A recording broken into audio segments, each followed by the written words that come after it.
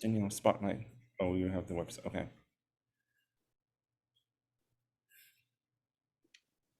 Okay, hello everyone, and welcome to our workshop, which will be starting now. Thank you for waiting.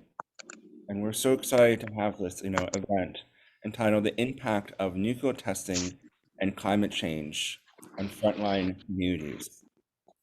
And for this event, our speakers include Benedict Kabua-Madison, the project specialist for youth, climate, and nuclear issues at the Marshallese Educational Initiative; Marcina Langren, the program coordinator for youth at the Marshallese Educational Initiative; Dr. April L. Brown, who's the president and co-founder of the Marshallese Educational Initiative; Danielle Samler, who's the research officer at the Lawyers Committee on Nuclear Policy, as well as coordinator of Reverse the Trend, one of Super. Live in Barcelona. yes, and Dr. Charles, sorry, and Mr. Charles Pretzel bread. Yeah. who's the nuclear program director at IPPNW. So we shall begin, and we're excited that we're here zooming in to everyone in Barcelona for the IPB World Peace Congress. So we shall begin with watching a historical video about the nuclear testing in the Marshall Islands and an interactive clip with Marcina. So let's watch. Don't wake him up. Why don't you just toast it?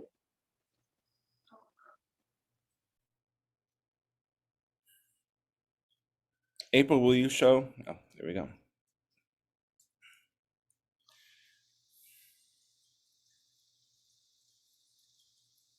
They told the Bikinians that they were being removed from their ancestral lands for the good of all mankind and for world peace.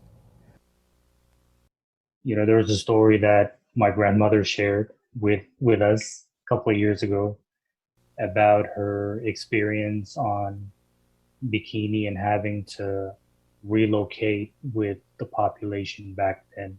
But she remembers that, people were emotional, having to leave their land, not knowing when they would return.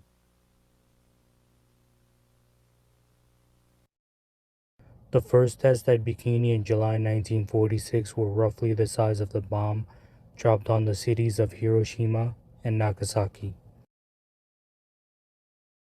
The US celebrated the test as successful, while the Bikini people were beginning to run out of food on Runit, where they'd been relocated. They tested these weapons for more than 12 years, 67 of them. The largest was the Castle Bravo that was detonated on March 1st, 1954 on Bikini Atoll, which impacted a nearby community on Mural Atoll, where the population thought that what they were playing in was snow, but it was actually fallouts from the Castle Bravo.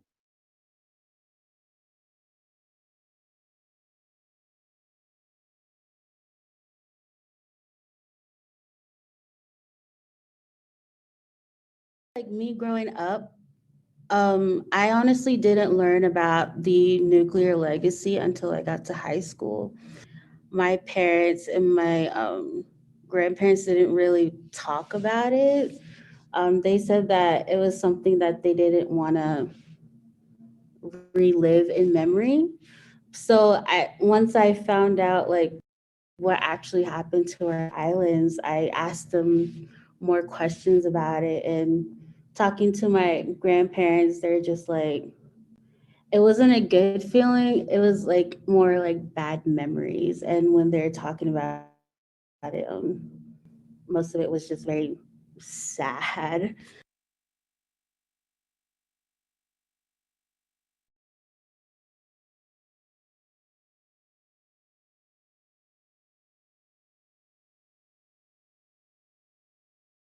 So with the the relocation of the community on Bikini Atoll, um, it's changed a lot of their way of life, because on the island that they were relocated to, which is Kule, it does not have a lagoon. But on Bikini Atoll, the Bikinians, they've been depending on the lagoon to fish. Um, uh, and so there's been a lot of different, um, a lot of changes, um, due to the fact that, they were in an environment that they were used to for thousands of years, and then suddenly that all changed because of the testings. We've been told by the United States that there were only 4 atolls that were affected, by the testing program. But recent informations that have been shared with the Marshallese government and the public as well have shown that it's not just 4 atolls that have been impacted, but it's the entire archipelago that is impacted by the testings. And so these communities now are having to deal with a lot of illnesses, or as I would say, nuclear related diseases that are impacting their health. Um, some have been known to have leukemia, thyroid, and then now, people are having to deal with diabetes, which stem from uh, the U.S. introducing spam and other unhealthy food to the population, and many of our people are dying, um, from the impact of not just from the nuclear testing, but also from what they were given that they cannot depend on the land or the ocean. So not only are the Marshallese experiencing, biological problems that stem from the nuclear weapons, but there's also the ecological side of it, which is climate change. Today there is a population on Enewetak, unlike Bikini Atoll. And the reason that is because the population, they were told that their atoll or their island was safe for them to return. Um, but that's not the case. Today on Enewetak, there is a huge dome called the Runit Dome, where more than 4,000 US servicemen were sent in the 1970s by the US government to quote unquote clean up nuclear waste, but they push these nuclear waste into this dome and covered it up with an 18-inch concrete. However, this concrete, as a lot of people have been saying over the years, it's now leaking into the environment. Um, Yet there's a population there of people who, like the Rongolabis on Rongolab Atoll, cannot depend on the food that's grown on the land or the food in the ocean because of all the radiation around the island. The impact that rising sea level will have on the Runit Dome, and the possibility of it being sunk into the ocean and having to open up and releasing all of that nuclear chemicals that could really impact the local environment. That's going to impact the food supply that the locals depend on day to day.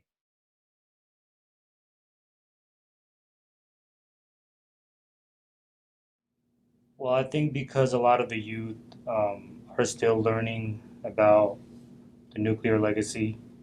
I think using art as a medium to try to express themselves, it connects them to the issue. The mural that we decided to make stem from the fact that it's an image that so many people know.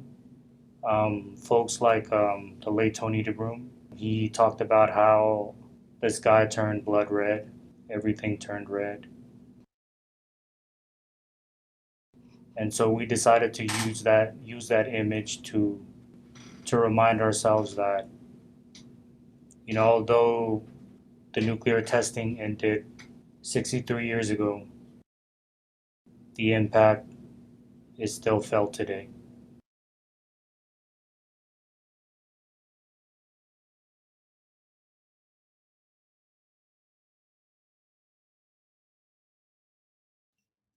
Yes, I think that was a very powerful video focusing about, on the legacy of nuclear testing in the Marshall Islands. And we're so incredibly grateful for, to be able to work with Benedict, Marcina, and Dr. April Brown of the Marshallese Educational Initiative through our work with Reverse the Trend, which you'll learn about later on in this program. Next, we will hear from Benedict, again, who will talk about Our Journey Home, which is a community poem by a group of Marshallese youth, ranging from high school to undergraduates level, living in Springdale, Arkansas. It's a reflection on the many meanings of home, as Arkansas, as the Marsh Islands, as Earth that needs to be protected and cultivated for the next generation. So we will hear from Benedict and then listen to an audio presentation of the poem by Marcina. Please, Benedict, the floor is yours.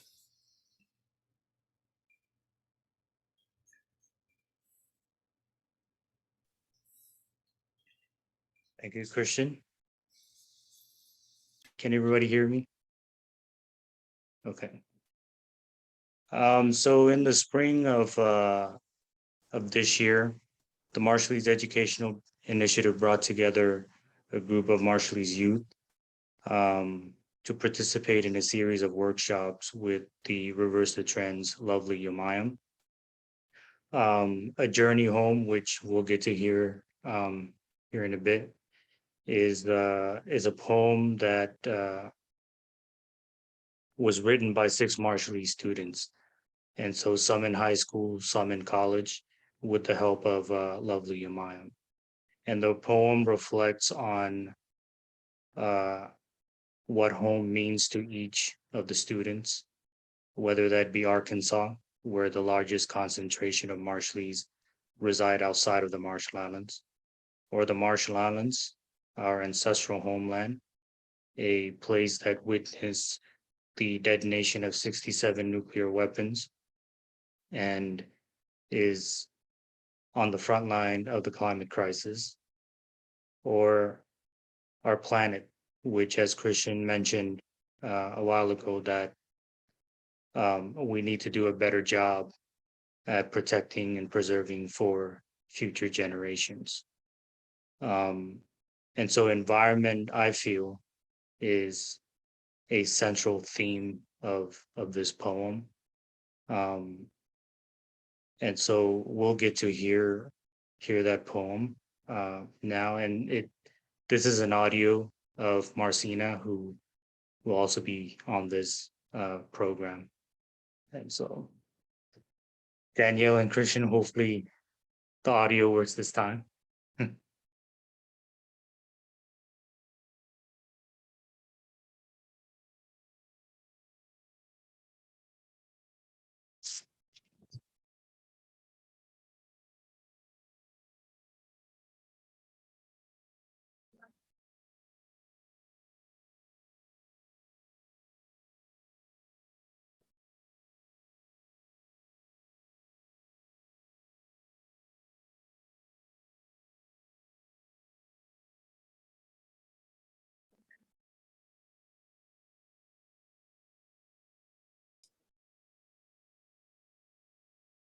Yeah, I'm not hearing the audio. Let me me pull up a journey home. My feet move through fresh mud after the rain. Spring leaves crunch under my shoes. Careful not to step on the many-legged creatures that call this place home. Clouds appear when I breathe out. This earth is my home too. I find new paths every day, souls full of memories that I have made. Home is in the stillness of trees that flank the rugged road winding into miles and miles of breathtaking wild. Home is in the loud hooting during football games. Woo, pig, suey, and the crisp hiss of a soda can pried open on a summer day. Home is in the riot of my bedroom, where purple string lights dangle like dancing punk fairies. As I sing along loops of my favorite songs, I find home when I travel, like that one time in Seattle, a city that smells of brine brewed from the sea. Skimmed fish and homemade cheese sit pretty under the patter of rain and the squabble of seagulls bathing in the bay. But there is one home I long for, the Marshall Atolls, daughters of the ocean, forged by primordial coral. They call my name. My feet move through the sand, damp from the waves. They pull me. Palms seek the cool touch of sea foam like delicate lace. These islands are my inheritance, earthly gems under opulent stars. But I cannot walk further. The water is a terrifying mood, eating away the island lagoons, seawalls battered, now crumbling. Storms split the leaning palms, the same ones swallowed by nuclear plumes many years ago. Men gave atom bombs a place in world history. But what about this home? Smudged out of the story, I fear people only saw the dirty red cloud and not the bruised earth below. In the future, will these island daughters sink to the ocean floor? I fear people only see a drowned land instead of an earth worth saving. These questions stump me, but still I stitch a map to connect what matters most. My family, my culture, my Marshall Island home. A map of the Marshalls, not as a place, but a people to guide a future generation whose feet will meet the islands with love and without fear. But I long to find a path towards home, the emerald countryside or the blue Pacific tides that will stay safe, where my children can tumble into a beautiful brightness and feel earth as stable bedrock under their newly formed souls, while their little palms, fingers splayed, reach for the sky, a limitless canvas where time is constant and still.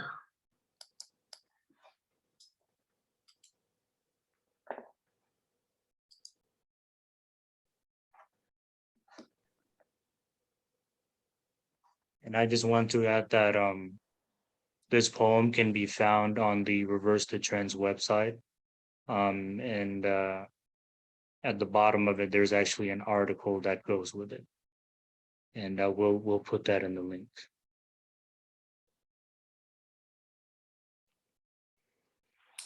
Thanks, Tik. You know, I always get very emotional when listening to that poem. And I should add that, you know, that we're in the process of animating the poem into a video clip through the help of lovely Umayam of Bomb Shelto, as well as she's also who's the founder and chief creative producer for Bomb Shelto Policy Arts Collective and a coordinator of Reverse the Trend. And we will show the video clip, hopefully in Vienna, on the margins of the first meeting of state parties of the TPNW, the Treaty on the Prohibition of Nuclear Weapons, which is, very, very important for Marshallese and Pacific Islanders, as it contains key provisions on victim assistance, environmental remediation, and international cooperation. So moving forward with this agenda, with this event, we will now proceed with more of an interactive discussion facilitated by Dr. April Brown, and she'll ask a series of questions and discussion, and really engage with both Benedict and Marcina. So please, the floor is open to all three of you. Thank you, Christian. Good morning, everyone from Arkansas in the United States. We are in Fayetteville and Springdale collectively here. And I just wanted to, I guess the first question here that I wanted to just pose to both Benedict and Marcina is about the poem that Marcina had just read so well. So for both of you, I'd like for you to talk about the process of writing A Journey Home. Had you ever done any kind of creative writing like this? And just talk about that experience and maybe what you learned from it. For me, I've done creative writing before, but this was actually my first time doing one on the Marshall Islands, or places that we call home. And with the experience, I think something that's already obvious is that, and I saw, and all of us saw during those workshops, was that so many of the youth, again, are not fully aware of the nuclear history. And this is where our organizations come in to highlight these issues that are impacting communities like the Marshall Islands. These twin issues that are obviously affecting us today and will affect us, tomorrow.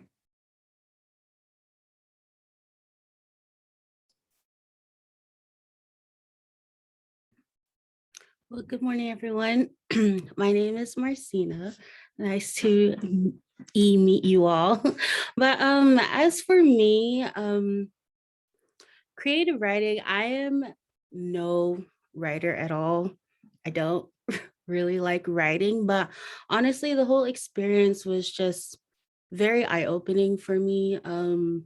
We were given prompts and we were to talk about what home means to you, whether it was in Arkansas or back at home in the Marshall Islands. What I thought was going to be super easy actually turned out to be pretty hard for me. One, because I've never been to the Marshall Islands yet, so that was pretty hard. It was hard to envision what life is actually like back at home. But overall, it really opened my eyes to what home actually means to me. And that's not just in Arkansas, but also my native homeland back in the Marshall Islands. So it was a really great experience. Great. Well, I think I was around through this process, and so it was really fun to watch it every week when you all contributed snippets, and then to just sort of see it come together in such a beautiful piece. Marcina, in the film that we just showed, which was kind of a compilation that we've put together over the past year or so, and we wanted the audience to be able to see that history as spoken by Benedict in a very concise and very powerful way. We also included a clip in there about an art project that you all did during the workshop. just sort of on our own. The students just wanted to do this. And so the project that was highlighted in the video was one about the Castle Bravo mural, which is behind Benetik, if you all can see on his shot there. But in a separate project, you all did a second art project. And Marcina, you painted an hourglass that you called Tik Tok. Because Benetik mentioned how the poem, Benetik said that the environment was a central theme in a Journey Home poem. I'm going to pull this image up of your painting, Marcina, and have you just talk about it briefly.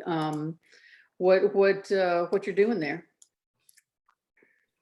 And so this is a painting called Tik Tok, and it's basically if nuclear weapons didn't exist.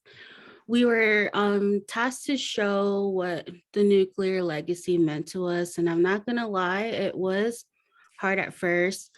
This painting alone actually took me about 3 hours. And I wanted it to be perfect, but backstory, under the painting, there's actually a bunch of erase marks, pure frustration, because I didn't know what to paint about when it came to nuclear legacy. I was wondering why it was so hard for me to come up with what it meant, why I was stuck. I'm Marshallese, why is this so hard? And then it took me about an hour to realize that I was just making it more complicated than it really was. I sat in the room, looking around the room for a bit of inspiration, I guess. There was a whiteboard, there was some chairs, windows, and eventually I saw a clock. And I was like, aha, a clock. A clock. I thought about a clock, thought about time, and then I eventually came up with an hourglass. I thought, okay, what could I possibly do with an hourglass? And I thought about time, and time is something that we may not have with climate change alone. Our islands can be well under the water in about 20 years or earlier. I kept thinking on it, and that's when it came to me. And that's when I envisioned to draw a world without nuclear weapons and climate change. So inside the hourglass, you will see 2 pictures. One that looks calm and peaceful, and then the other one that looks destructive. The top portion of the hourglass is what I depict a world, or what I envision a world without nuclear weapons, more specifically my homeland, the Marshall Islands. I've always envisioned what life would look like if the nuclear legacy did not exist. And I envision a land full of peace, no pain, cancer-free, a land without a hurtful past.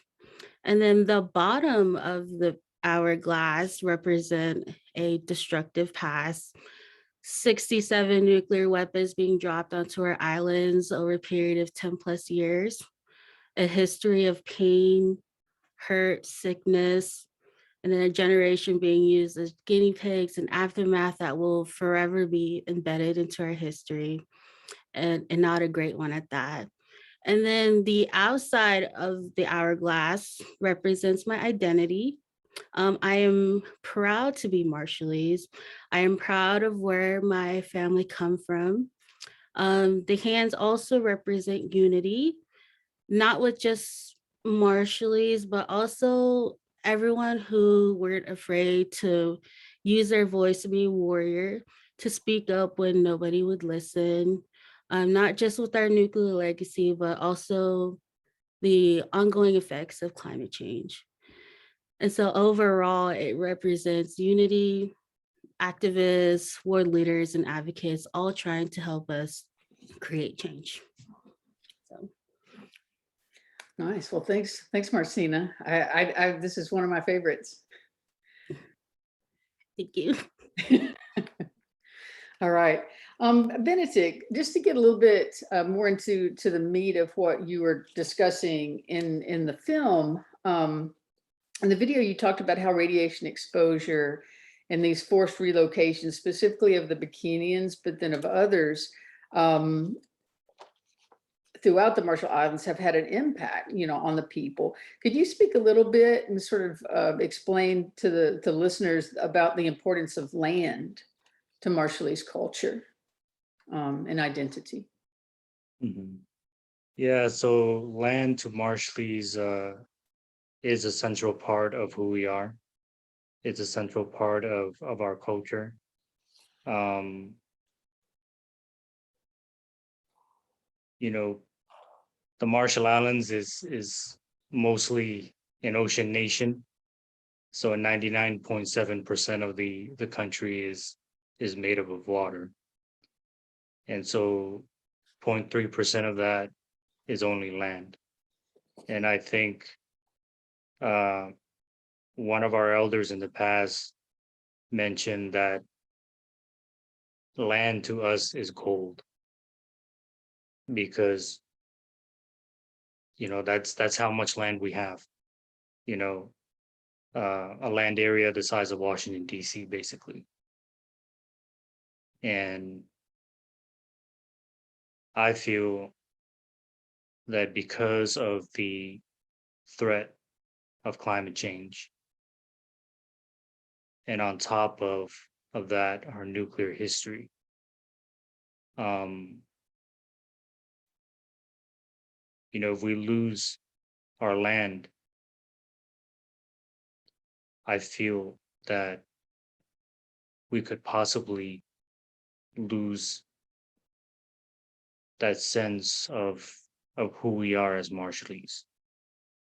Um, even though I'm here physically in the United States, but my heart is back home.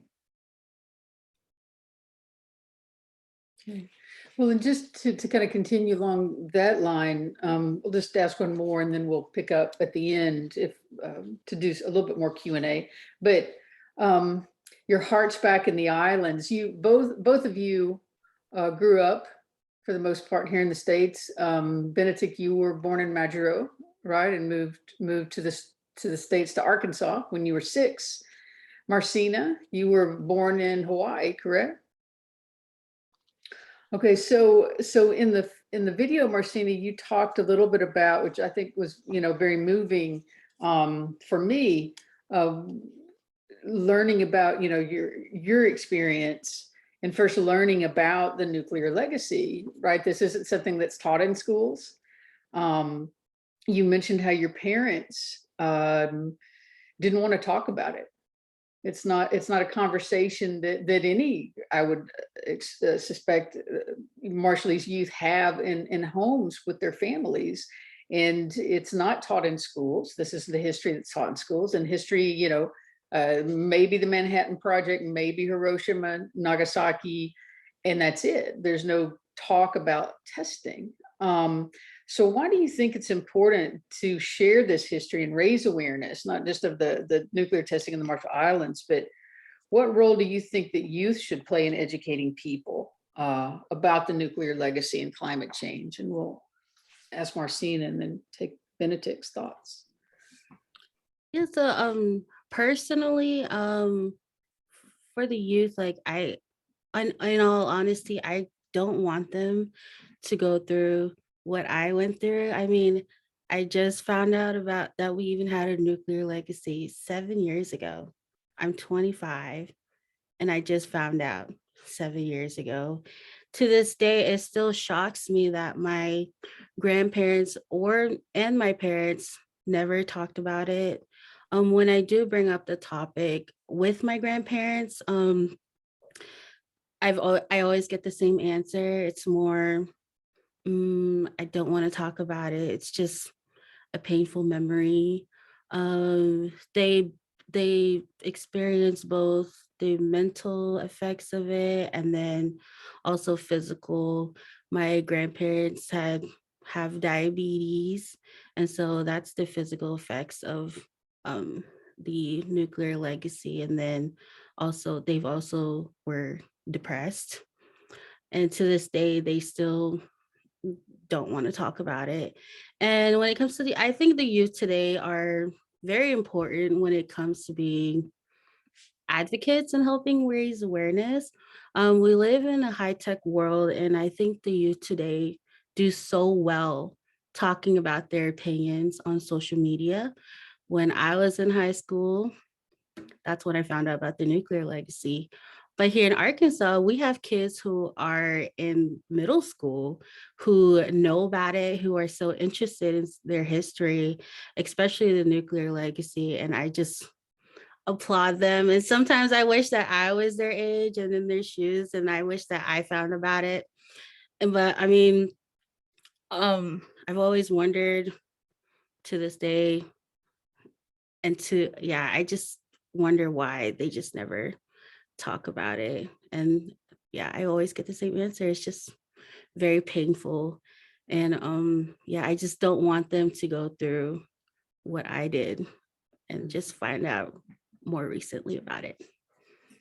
So Yeah, it's very traumatizing, right? We do a class, and Benetik and I teach oftentimes the history part, and we've had very visceral reactions, with audience members, just hearing it. And so you can imagine, these are non-Marshallese audience members, so you can imagine having lived through it, and it's just being traumatized again and again. Benetik, do you have any thoughts about educating and the role of the youth?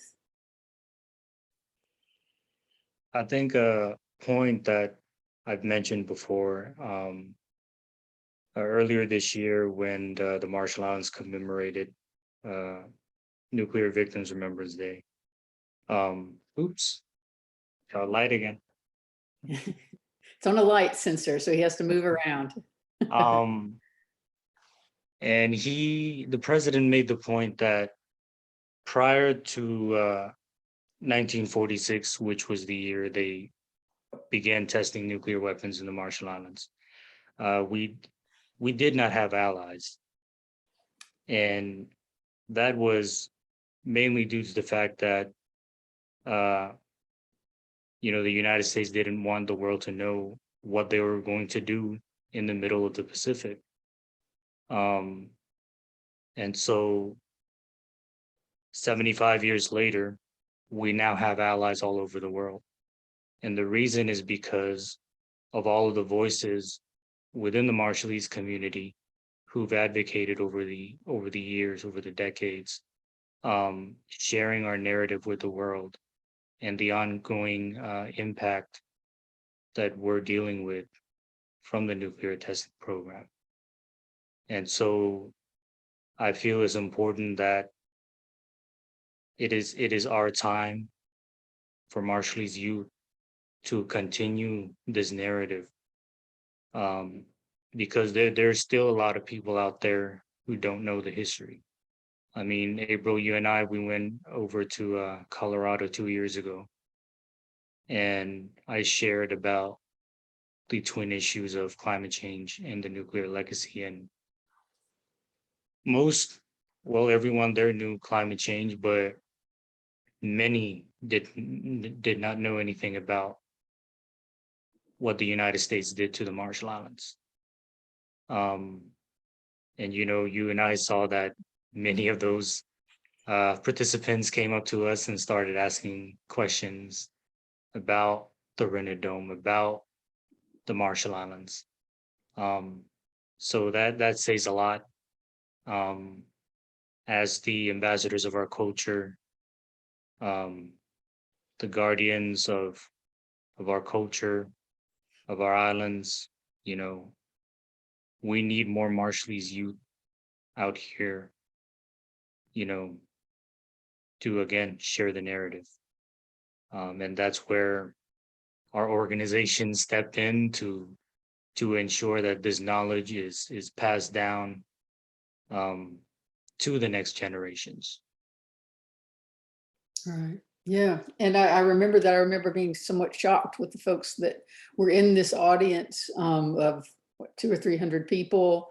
And they were almost all scientists, PhDs, engineers, architects, those kinds of folks that really didn't know anything about it. So it really is important. And the two of you speaking up and participating in events like this, I think it's excellent and very helpful. And so is MEI and our work partnering with Reverse the Trend with Christian and Danielle Lovely and others and other youth across the world. And so I think this is probably a good segue back to Christian and Danielle to talk about Reverse the Trend and the impact and the educational aspect of it. Yes, thank you so much. And thank you, Benedict, Marcina, and April. Before we proceed to talking about RTT, I just wanted to show the paintings. So this is Marcina's painting, and this is Benedict's painting on the Runit Dome. And the reason why I have these two paintings here with me here in New York is that we're going to have an event at the Yale Club on November 2nd, focusing on disarmament, non-proliferation education, as well as youth empowerment and reverse the trend. And we're so honored that MEI will be there with us. And it will be a hybrid event, which will include several ambassadors, youth activists, and hopefully a representative from the Office for Disarmament Affairs. So yes, so on that note, let's dive into Reverse the Trend. And yes, and I'll being joined by my colleague, Danielle Samler. Danielle, can you screen share? Yes, I will do that right now.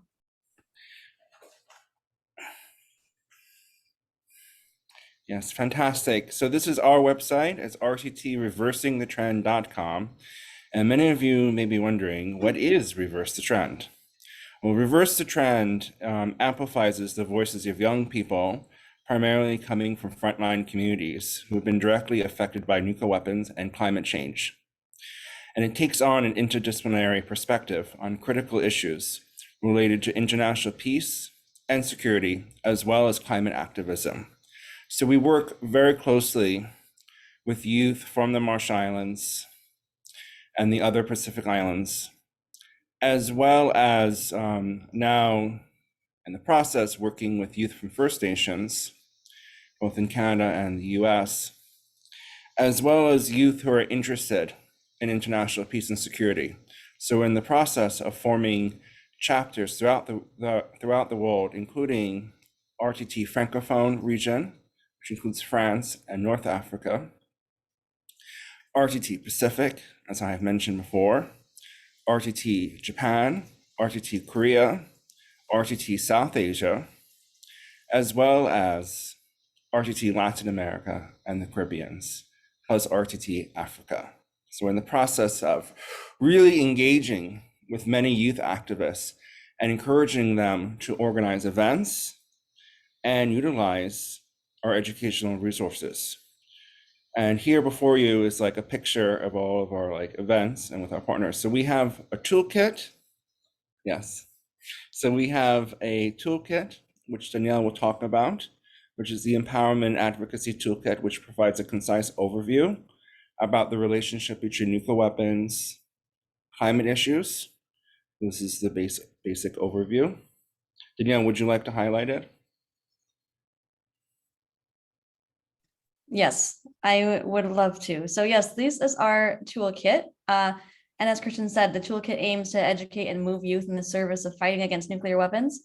And it provides a concise compilation of resources to specifically guide youth in their activism efforts. So we have the first two parts of the toolkit provide factual information on nuclear weapons and discuss the medical impacts of their use and deployment. And the third part provides an intersectional perspective by taking into account racism, climate crisis, patriarchy, and draws the attention to underlying ideologies that keep nuclear weapons in place.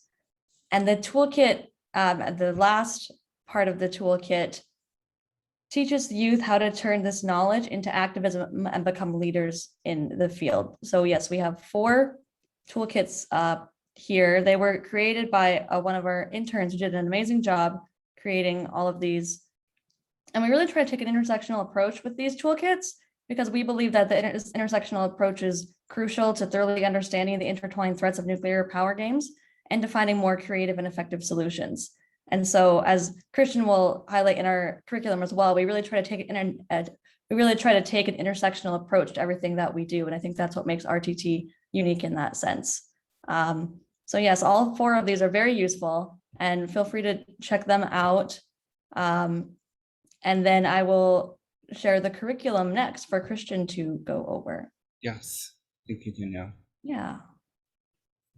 Yeah, so the curriculum is about 28 lesson plans that look at both, nuclear weapons, so basic facts, an overview about the situation, economic costs, concerns about nuclear weapons, uranium mining, and the Trinity tests, the bombings of Hiroshima, Nagasaki, and the legacy of nuclear testing throughout the world.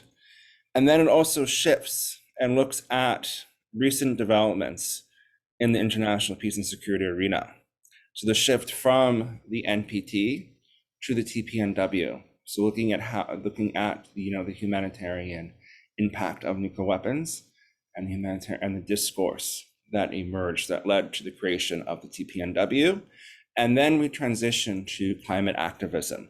So history of the climate movement, basic facts about climate change, the Paris conference and the IPCC report on 1.5 degrees Celsius, the Runit dome, and then we also address Fukushima, toxic tolls at test sites, and then we begin looking at the convergence of the 2 issues and how they intersect, and then looking at peace activists, overcoming barriers, progressive leaders, activism warriors, divestments, and then finally the roles of education and movements. There's 28 lesson plans, and we have a master curriculum, which is hosted on an Adobe Spark page. And we're in the process of presenting the curriculum to different schools. I know that we have a presentation coming up at a school in Washington, D.C.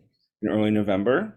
And then we will also be presenting the curriculum at a workshop at the National Council for the Social Studies Symposium here in the US. And we are also working with educational specialists, including Masako Toki of the James Martin Center for Nonproliferation Studies, and Emma Pike, who is a peace educational advocate / activist who just recently graduated from Columbia University's Teachers College. And she's very interested in sharing the curriculum with her colleagues and peers, and we're very interested in also, presenting to high school teachers, high school students, and colleges. So yeah, so that's the basic overview. Maybe you can show the overview of the full curriculum, Danielle.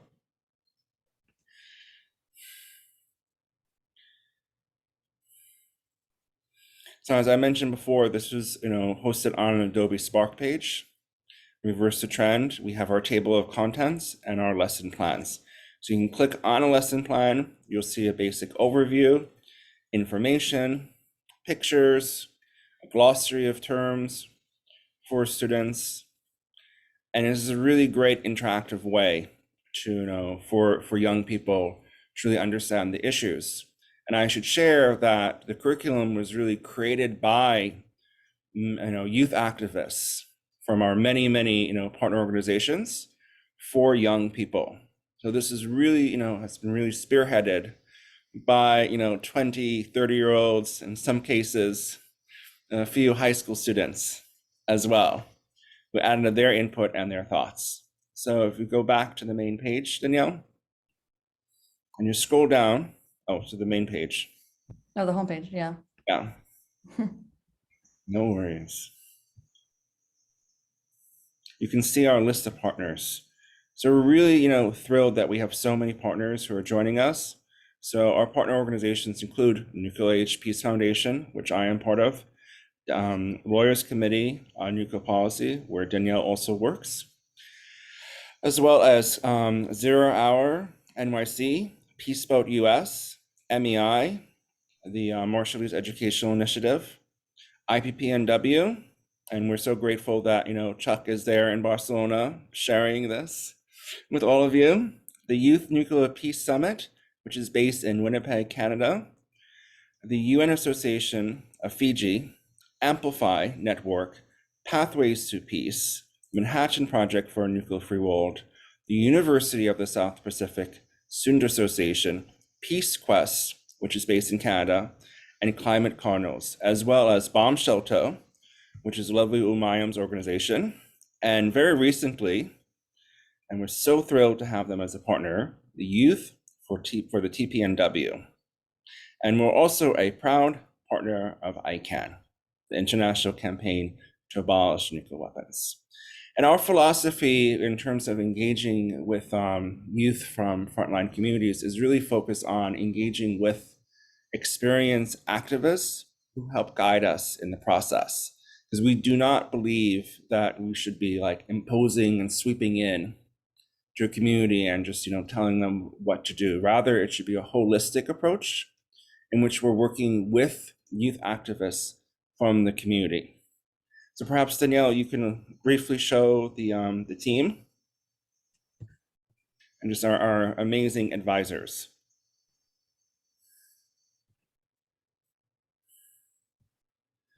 So there's the three of us, myself, lovely, Danielle, and then our advisors. So we're, as mentioned, we're really, looking and receiving guidance and assistance from experienced, activists. So some of our advisors include Benedict Kabua Madison, who you just heard from, Dr. April Brown of MEI, as Runit Ray, who's a fashion designer from India, Akmal Ali, who's the president of the UN Association of Fiji, Masako Toki, who's a senior project manager for the Non-Proliferation Educational Program and research associate at the James Martin Center for Non-Proliferation Studies, Jim Anderson of Peace Action, New York State. He's a very well-known civil rights activist as well, as a peace activist as well. Dr. Vincent Ntandi, who wrote the book, African Americans Against the Bomb. David Newman, who is from a Rotary Club in Winnipeg, Canada. Esther Yazzie Lewis, who is from the First Nation, from the Navajo First Nation, and is associated with the University of New Mexico. Scroll down, please. And then Anit Kumar, who is from the University of the South Pacific Student Association.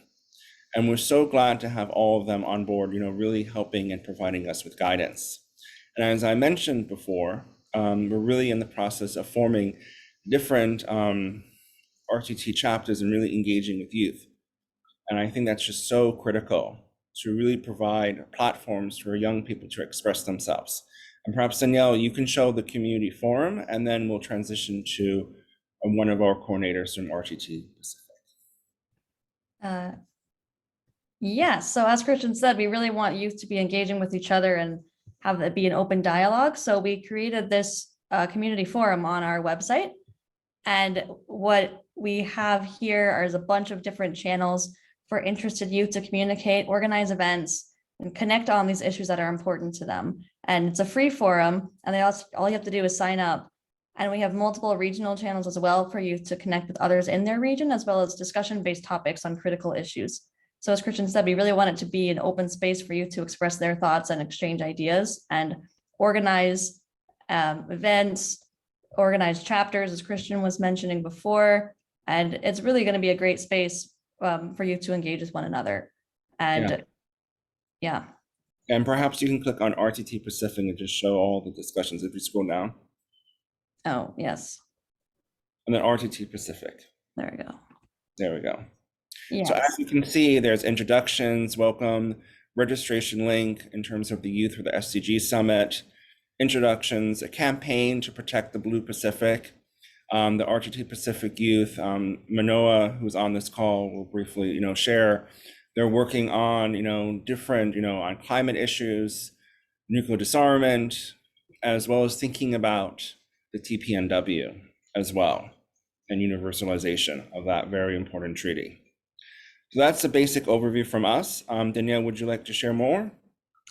No, I think that has it covered. We're really looking forward to seeing how far this spreads, and we thank you all for listening to us today about this. We're really excited about Yes. this endeavor. Yes, and I should share that we are generally supported by the Prospect Hill Foundation, as well as the Samuel Rubin Foundation, plus private donors who've been really helping us with this work. So I would like to pass the floor very briefly to Manoa, who I believe is still on this call, and maybe he can briefly talk about RTT Pacific. Thank you, Christian. Hi, everyone. Bulavanaka, and good evening to you all. As Christian mentioned, I form part of RTT Pacific chapter. If I may, I just wanted to say a big binaka to Benedict and Masina. Absolutely love the contributions, especially touching on the linkage of culture and land and how this will be severely compromised in the wake of the twin existential crisis. And also thank you, April, for moderating.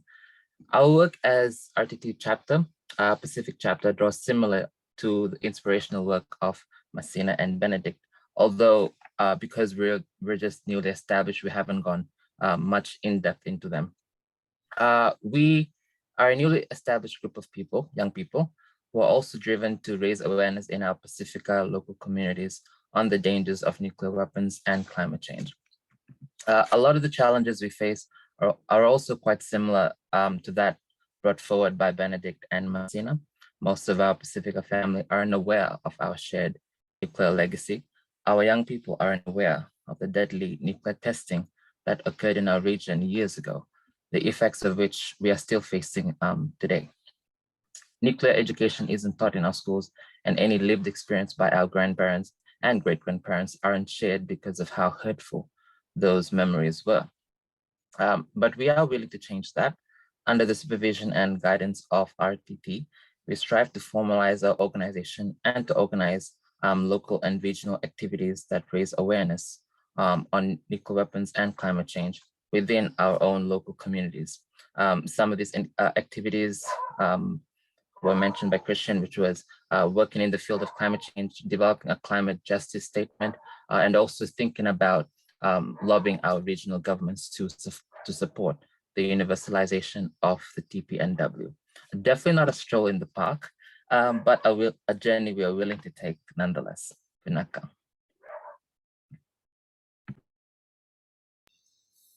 Thank you so much, Manoa. So now we will go into Q&A, and I hope that many of you, there in Barcelona have questions to ask us. You can, we have Chuck who's there, who can help facilitate the questions. So yes, so the floor is open. Anyone who would like to ask questions to our esteemed panelists.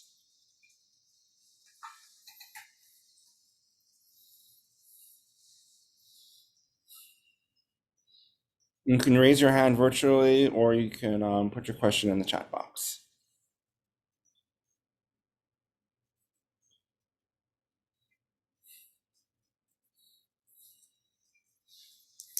As we're waiting for questions,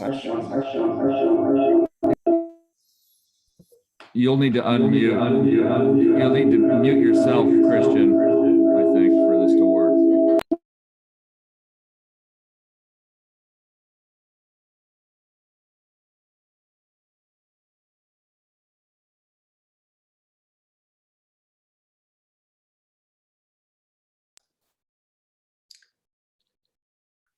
Okay, should work now. Hello, I'm Soetken from Belgium. I'm from a peace organization, and we're trying to make this link between climate movement and peace movement, which is not that easy. But my question has nothing really to do with that. I heard a lot of stuff about how you educate people. But I'm missing myself some of the basic facts. Maybe the other people here know all about it already. So I was just wondering if you could elaborate a bit on the actual effects of climate change on the Marshall Islands. So maybe with numbers or statistics or examples, I don't know. And then I have another question, which is very short. Is it the US military is still present on the Marshall Islands or not? And if they are, I know you already say no. So okay, I didn't know that. It's interesting to know because there's this dome, and I was wondering if this thing gets protected, or I don't know if it's like a out of bounds for local people, or I don't. Yeah, a bit more facts actually. Thank you. Thank you for the question. So I think that, I'll pass the floor to April, perhaps Benedict and Marcino. So please, April. Yeah, Benedict, would you like to address that, and then I can hop on? Yes, I wish I had statistics on climate change, but I will say that extreme flooding and droughts are very common in the Marshall Islands. And I do also want to mention that climate change is one of the reasons why so many Marshallese continue to migrate here to the United States. And the reason is because of the two reasons that I just mentioned, with extreme flooding and drought.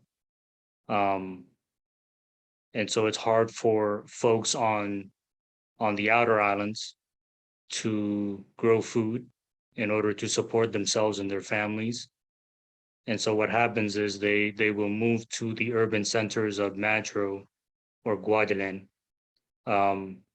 where the United States has a military base. And then in some cases, many of them move here to the States for opportunities, for help, for education, for employment. The unemployment rate in the Marshall Islands is at 40%. And so you can imagine it's pretty hard for people to look for jobs in order to support their loved ones. Yeah, and I think with the military aspect of it, so nuclear testing in the Marshall Islands ended in 1958, but in 1959, the United States started using Kwajalein as a base, and Kwajalein Atoll has the largest lagoon in the world, and so it's an ideal area for the U.S. government to continue to test missiles, which it does, and these missiles are uranium tipped. And so people have been relocated from Kwajalein, from the different islands in Kwajalein. Ebi is a very, very crowded, lots of health problems and issues there. That's an island in Kwajalein Atoll where most of the Marshallese folks have been removed to. So these forced relocations have continued past the nuclear testing era, and people are still getting sick. There's a lot of, and again, this is one of the problems, there's a lot of anecdotal information. But for example, the children who come here who were born in Ebi, many of them have hearing problems. So this is just an anecdotal aspect, but it's also very real and real to the people there. And then as part of the compact, the free association, so this is the agreement that the United States government has with the Marshall Islands. It's being renegotiated. The Marshall Islands, obviously, as Benedict mentioned, are dependent upon the United States financially because unemployment is so high, and that lends itself, then to people migrating out of the island. So you have the impact of climate change, but then going to the United States, and the compact is sort of the United States way to provide some compensation for the impact that the nuclear testing had on lands and bodies in the Marshall Islands. But also part of that is maintaining this missile base. And the compact is being renegotiated. It expires in 23. The missile base, it's into the 60s. And so it's the United States is sure to secure the missile or the military aspect of that. The other side of it, with the Marshallese people being able to come to the United States without a visa, is somewhat secondary. And I think, was there a question on the Runit Dome? I think she was asking if if people were watching over that, if they were monitoring that. And if Yes. it's structurally sound. Yes, so with the Runit Dome, and for those who don't know, the Runit Dome is on Enewetak Atoll, one of the 2 testing sites in the Marshall Islands that was used by the US. In the late, or I believe in the mid 1970s, the United States sent 4,000 US servicemen to build this structure on Enewetak in order to store nuclear waste. And the structure now, or it has been for decades, leaking nuclear chemicals or waste into the fragile environment. In 2019, December of 2019, Congress instructed the Department of Energy to do an assessment on the Runit Dome. And there was a report that came out in June of 2020, last year, which basically challenged the Marshallese government and the Marshallese people's complaints about the Runit Dome. Basically just saying that, you know, the dome is safe, it's doing okay, when in reality it's not. And I'm putting in the chat a poem, a video poem. Kathy Kidzner is a Marshallese poet, activist, climate activist. I'm sure you're all familiar with her name. But I just put a link in there. She has several poems, but the one called Anointed in particular features Enewetak and has footage of the dome there on Runit. And if I could just add, in terms of the US military presence, the US tends to launch a series of unarmed ICBMs from the Vandenberg Air Force Base in California to Kwajalein. Usually about 3 to 4, ICBM tests each year. They're unarmed. And these tests usually, these launches usually occur around nuclear disarmament milestones, which is pretty outrageous for the US to do. And it's causing, so many, disruptions amongst, the lives of the Marshallese who are living in Kwajalein. So, yes. Any other questions?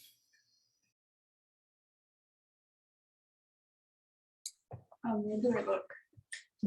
It's right there. Hi, I'm Maria, an activist in Europe, Professor Future. What would you ask us, like activists in Europe, to do to amplify your voices and to like try to help you out with this? Like, what can we activists from the, like the West do to try to help this issue? Yeah, I'll give the floor to Benedict, Marcina, and perhaps Manoa if you would like to add.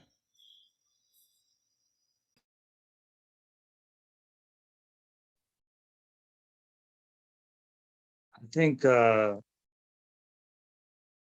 first thing, because as mentioned previously, there are so many people around the world who are not aware of the impacts that frontline communities like mine are facing. And so one would be education. It's important to learn the culture, learn the history, and these issues that are impacting these frontline communities. And then two, working closely with organizations like ours, MEI, RTT. There's also an agency in the Marshallese government under the Office of the President called the National Nuclear Commission. And recently they've come up with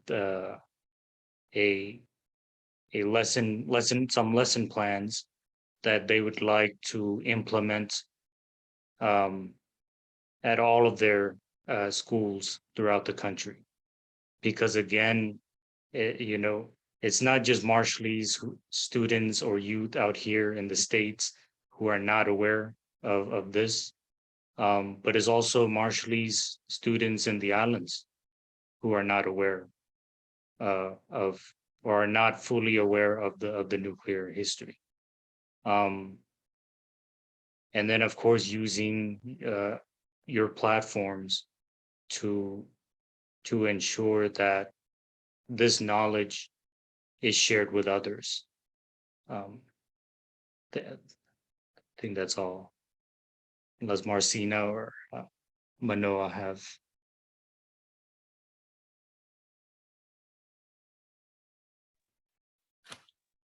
If I could just jump in, if Marcina doesn't have anything she'd like to share, I could go after Marcina if she wants to say something.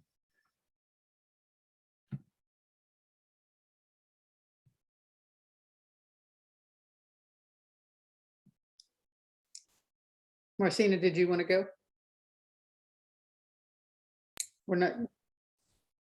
We can't, we don't have audio. There we go. Oh, Manoa, why don't you go ahead while Marcina corrects that audio? All right, cool.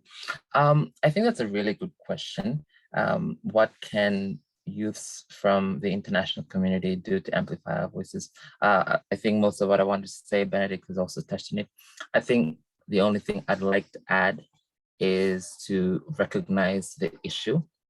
The Pacific, or rather, the world history with nuclear weapons isn't really a good experience. We've never had any good experience with nuclear weapons. We've seen that from, during when the US dropped the first bomb on Nagasaki, and then even with the nuclear testing in the Pacific, nothing good has ever come out of nuclear weapons. Even when I joined RTT, the first thing that I wanted to see was the destructive impacts nuclear weapons have, and now that it has the capacity to exacerbate the climate crisis. So I think that's also another thing that I would urge our counterparts in the international community to do. That when you go out into your communities and when you talk about these issues, try and get them to really understand that the impact of nuclear weapons in our world, the fact that we still have the existence of such weapons, doesn't bode a good future, not for us in the Pacific, not for our counterparts in Europe, Middle East, and just essentially the world as a whole. Yeah, I think that's all I have. Thank you. Thank you, Manoa. And shall we try to go back to Marcina if our audio is working? I think she's still It says she's connecting to audio.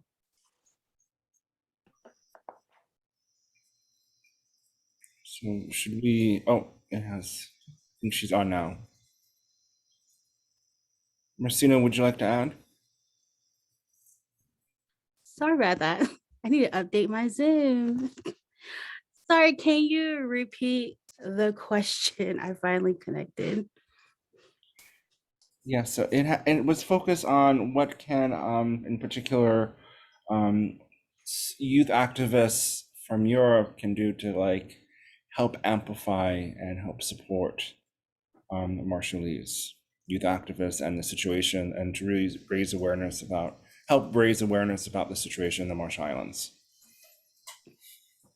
Well, I mean, first off, I think with just the Marshallese youth, I think the best thing to do right now is for them to learn about our history, but then also for the non-Marshallese.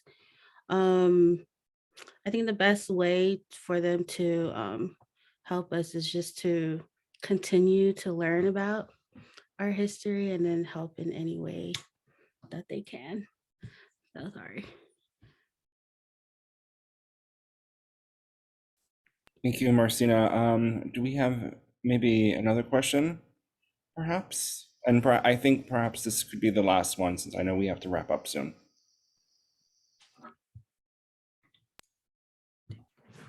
If there isn't a question, I have a, oh, there is one. Good. Okay.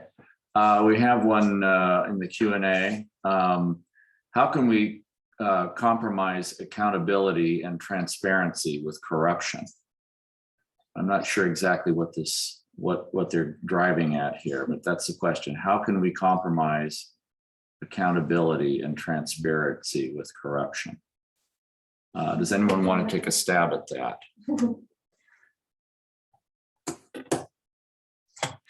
April, would you like to? I'm trying to understand the question. I think in reference to what, I guess. I'm not sure whether it's the corruption of the nuclear industry, the corruption of the fossil fuel industry, the corruption generally of Western society, or which corruption we're really talking about. That's right. There's a lot from which to choose, right? Right. But I think if you wanted to riff on any of those, that would probably be an appropriate thing to do. Sure. Well, and Benedict, feel free to, jump in. I guess we're just inundated, right, with like, just for example, like fossil fuel industry. I just learned yesterday I had to get tags, so for my car. So in Arkansas, this is we live in a metropolitan area, but it's very much a car culture, and our state legislature is very conservative. And I found out yesterday that we actually, the state imposes an additional tax if you purchase a hybrid vehicle.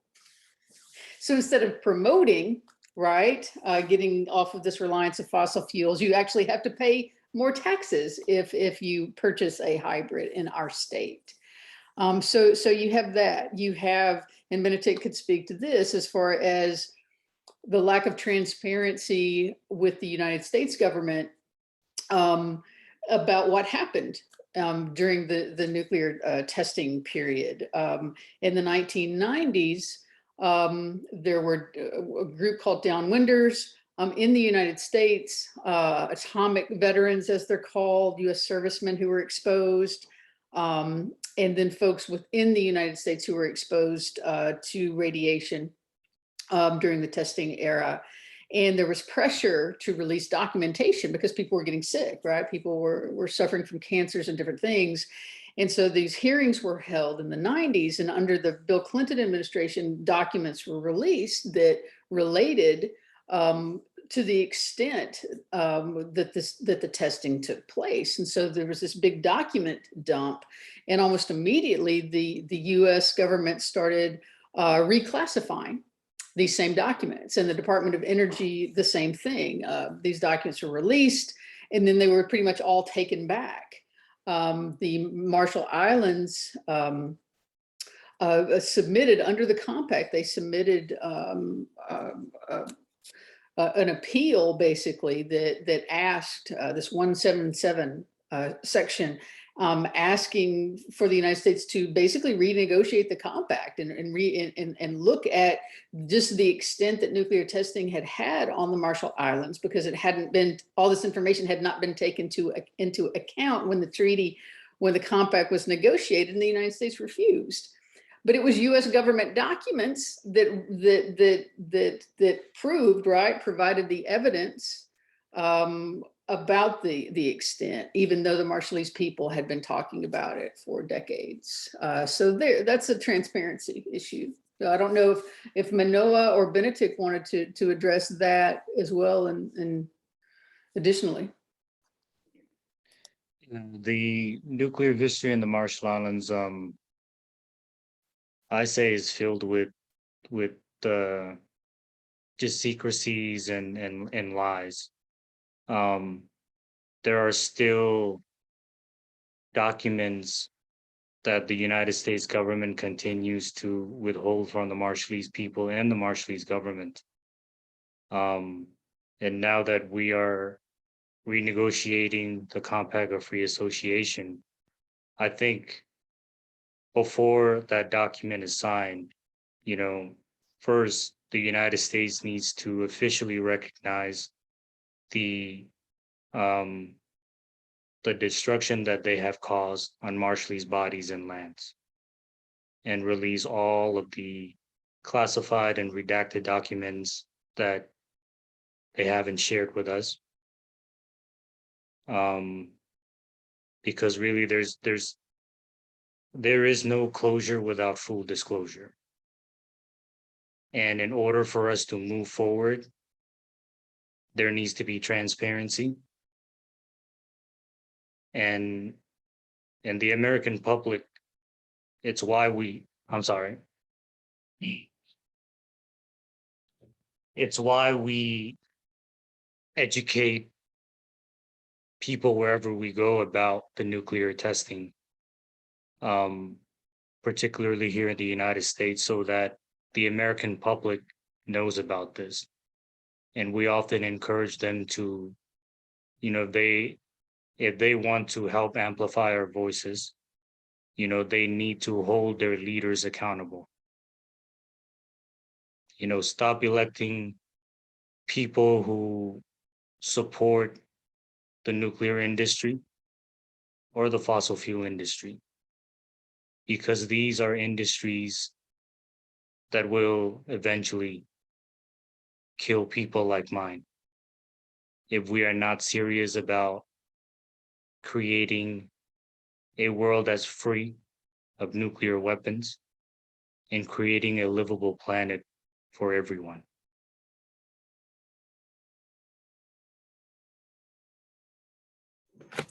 If I could also just weigh in on the current discussion.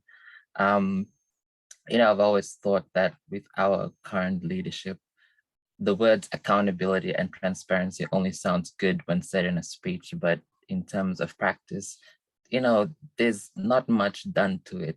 And if I could give an example, a couple of years back, one of our distinguished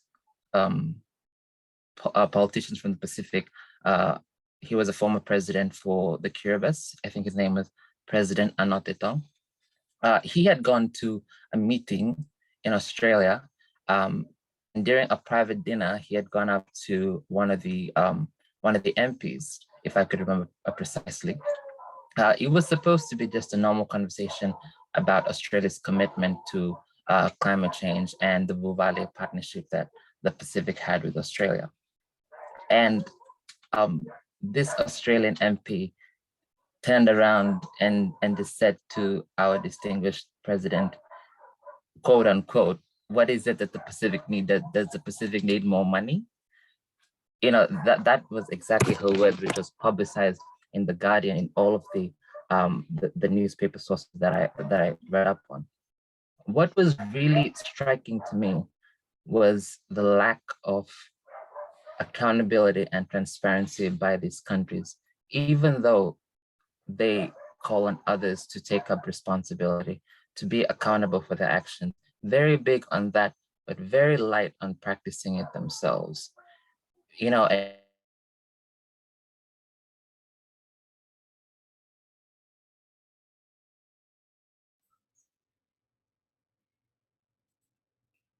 believe we've lost the audio.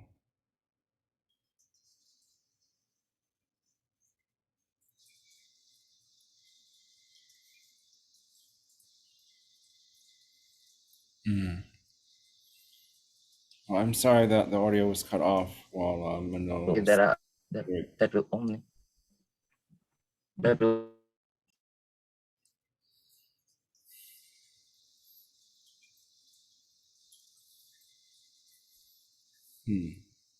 Can you hear us, Manoa?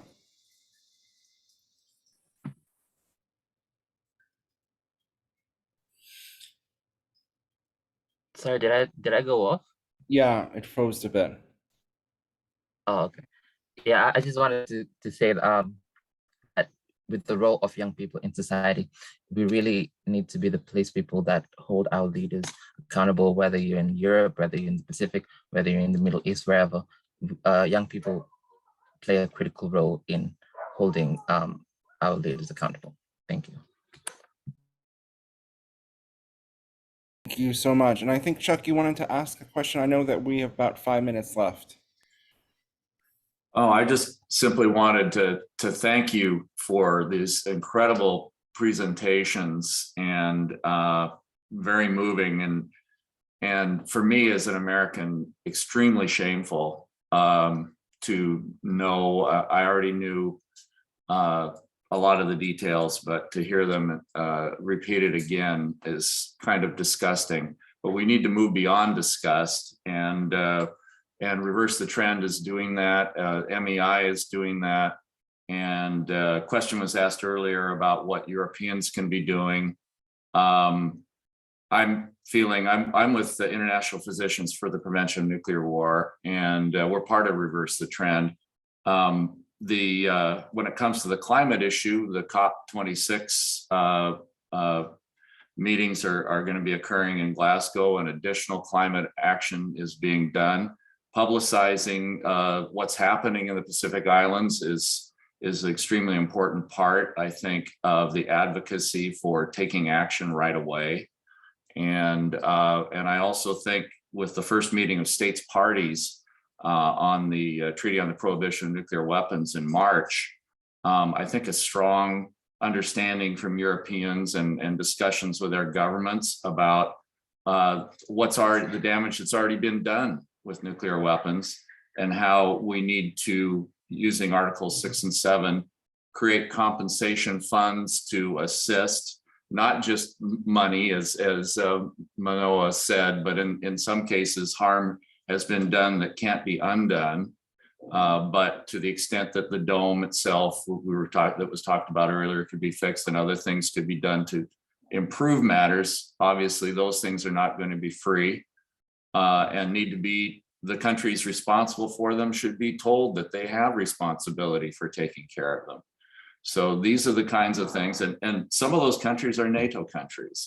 And I think that one of the messages to European governments, if you're part of NATO and you're insisting on so-called the safety of nuclear deterrence, then this is part of nuclear deterrence that your government is buying into, is this historic harm and this potential for complete disaster for the planet itself, if we have nuclear war. So there are many things we can do. There's much that we can learn from the leadership of these two organizations that presented today. And I hope you'll take that with you and continue to communicate. I've saved all of the web links if you need them, and can give them to you here in the room. And then all of the organizers here can also give you additional information. And I can share ways to link up with them if you don't already have them. So with that, we wanted to bring everybody up here and say hello to you on camera. Put our masks on.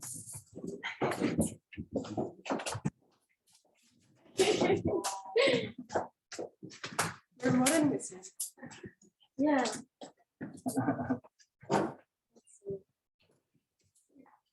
It's quite a good group. Up on the stage. Yeah. We're so sorry that you weren't able to come, because it would have been wonderful. But I know that some of you will be coming to the first meeting of states parties in Vienna, and I hope that some of you will also be there as well and get a chance to meet face to face. So Fantastic. thank you so much. Yes, thank you. Thank you all. Thank you, everyone. All right. Yes, Take care. yes, take care. And perhaps the speakers can be on the call. We'll do like a group picture.